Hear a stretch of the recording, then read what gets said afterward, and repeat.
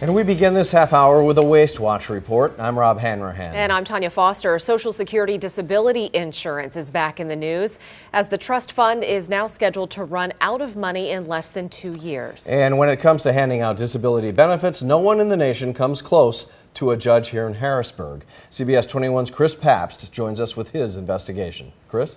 Well, Rob and Tanya, the Social Security disability insurance is a lifeline for millions who can't work. But like many federal programs, it's running out of money as enrollment numbers are now at record levels. As lawmakers in Washington try to fix the problem, much of the focus has centered on the judges who grant the benefits. And the judge who has granted the most benefits in America, amounting to billions of your tax dollars, is right here in Harrisburg.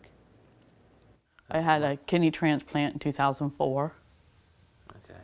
It's rejecting. The past decade for Kim Sullivan has been a struggle for her health. Both my hips had to be replaced. My immune system went way down. I got shingles and had to be hospitalized. A blood clot in my fistula. I had squamous cell carcinoma that just had to be removed. A few years ago, Sullivan's medical condition forced her to quit her job of 30 years. As she waits for a new kidney, her medical bills are mounting. If I could, I would continue to work. With her money running out, the 55-year-old recently applied for Social Security disability insurance. She was denied and has appealed. Now her case goes before a federal disability judge, and Harrisburg's Charles Bridges is the judge she wants. Since 2005, according to Social Security Administration statistics, Judge Bridges has awarded disability benefits to more than 15,000 people, by far the most of any judge in the country, an amount roughly 6 times the average and nearly double that of America's next highest active judge. With an estimated lifetime benefit of $300,000 per recipient, Judge Bridges has personally awarded approximately $4.6 billion in taxpayer dollars. Judge Bridges declined an interview with CBS 21 News. His lawyer sent us a statement saying the judge has filed a civil rights lawsuit against the Social Security Administration and is unwilling to comment. There's certain judges you would rather have over others. Absolutely. No question about that. Deborah Wallet is Sullivan's disability attorney. Something must be wrong because each of those judges is supposed to be applying the same law. Grant rate ought to be about the same. But our investigation revealed that's not the case. There are 1,500 disability judges in America, 75 in Pennsylvania. The average grant rate is 40%, but some judges like Bridges grant benefits at more than twice that percentage, while others like Leslie Perry Dowdle in Pittsburgh grant it less than half the average. I have no explanation for the variation. To try to get an explanation, we contacted the SSA, but received this response, quote, "We cannot address Judge Bridges' approval numbers, as this is an internal personnel issue." The SSA did tell us, however, that disability judges are appointed for life and are granted, quote, "decisional independence," which protects them from disciplinary measures, including removal, suspension, or reduction in grade or pay. We know that the system is at a tipping point. Currently, 11 million Americans receive disability, a 45% increase in the last decade. With taxpayers shelling out $128 billion annually, the trust fund is scheduled to run out of money in 2 years.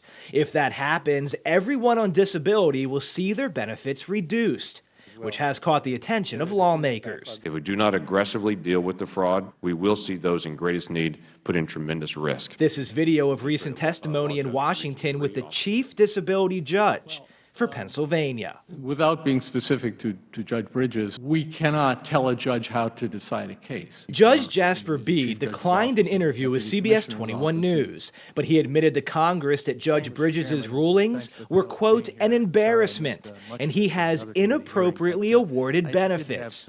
But he also said policy and management makes him powerless to do anything about it. If there is a judge that's out there that is not held to account, and there's not a good process to hold someone to account in that, we need to find a way to do that. All of us have accountability, all of us.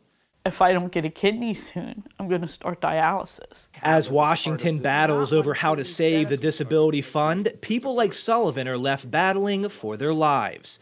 She expects her appeal to go before a judge sometime this winter. Until then, all she and her attorney can do is wait and hope. Unfortunately, we don't have any control over who we get as the judge. Now, the Social Security Administration does do the occasional disability review, but according to the House Oversight Committee you saw in the story, 99% of people approved for the benefit stay on it for life. Recently, limits have been placed on how many cases a judge can approve in a year, but the trust fund is scheduled to run out of money in 2016. Live from Central Pennsylvania, this is CBS 21 News at 5:30. The numbers were not verifiable, factually inaccurate, in my opinion, an unfortunate example of irresponsible and sensationalist journalism. A Harrisburg disability judge lashes out in front of Congress in Washington, D.C. about a CBS 21 report. And that's where we begin this half hour. I'm Rob Hanrahan. And I'm Tanya Foster. It's a story you first saw on CBS 21 as part of our ongoing investigation into Social Security disability. In just 2 years, it's expected to be the first federal program to run out of money. And when it comes to handing out disability benefits, no judge in the nation comes close to Harrisburg's Charles Bridges. CBS 21's Chris Pabst broke this exclusive story, and for the first time, we're hearing from the judge in his own words here. Yeah, well, Rob and Tanya, as we've been reporting for months, we have been trying to get a hold of Harrisburg disability judge Charles Bridges, and for months he has denied our request for an interview. But now we have finally heard directly from him. Although he didn't talk to CBS 21 about our story, he spoke to the United States Congress. This is preposterous. Judge Charles Bridges was defiant when he recently testified before the U.S. House Oversight Committee. We hear no cases, set of cases that has these kind of specific parameters. The Harrisburg judge was under fire and lashed out at our story, which exposed his record. I have been a highly productive judge in the Social Security Administration because of my motivation and work ethic. Back in May, CBS 21 reported that according to government sources since 2005, Judge Bridges has granted disability benefits to more than 15,000 people, by far the most of any judge in the country, an amount roughly 6 times the average and nearly double that of America's next highest active judge. Based on an average lifetime payout of $300,000, it's been estimated that Judge Bridges has personally awarded close to $4.6 billion in benefits. The whole truth and nothing but the truth, so help you God. After our story aired, Judge Bridges was subpoenaed to testify before Congress. During his testimony, while under oath, he refuted our numbers, even though CBS 21 obtained them from the Social Security Administration. The figures were even used in prior committee testimony. Judge Bridges basically, since 2005, has approved about $4.5 billion in benefits. This Harrisburg CBS affiliate reported a figure of $4.6 billion of taxpayers' money. How erroneous a statement was that, and was contributed to my record. The numbers were not verifiable, factually inaccurate, in my opinion, an unfortunate example of irresponsible and sensationalist journalism. The judge argued that placing a total value on his disability payments based on the average payout cannot be accurate since benefits vary for every recipient. A recent letter to CBS 21 by the judge's attorney, Alfonso Arnold of Harrisburg, expanded on this point.